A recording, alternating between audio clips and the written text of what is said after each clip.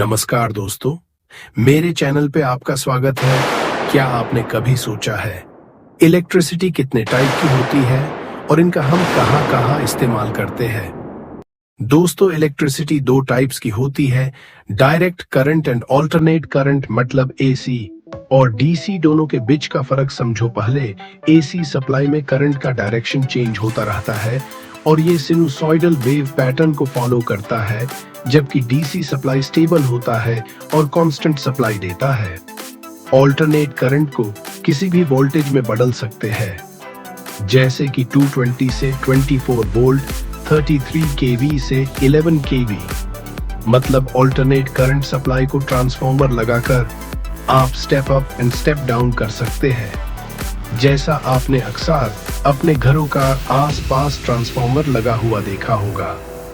Direct current में ऐसा नहीं कर सकते हैं। डीसी सप्लाई स्टेबल होती है, इसलिए डीसी सप्लाई को हम इलेक्ट्रॉनिक में इस्तेमाल ज्यादा करते हैं, जैसे मोबाइल फोन, लैपटॉप में।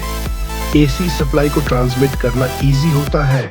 आप इसे ग्रिड के सहारे कहीं भी भेज सकते हैं और जरूरत पड़ने पर वोल्टेज को स्टेप अप और स्टेप डाउन कर सकते हैं। इस वजह से एसी सप्लाई में लॉसेस कम होते हैं। डीसी सप्लाई स्टेबल होने की वजह से इलेक्ट्रॉनिक मैन्युफैक्चरिंग में इस्तेमाल ज्यादा करते हैं, जैसे laptop, electric scooter, mobile etcetera.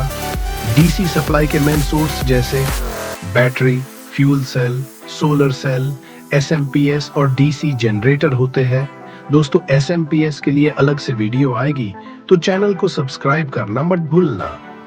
AC supply के सोर्स जैसे hydro power plant, nuclear power plant और डीजल वाले जनरेटर होते हैं।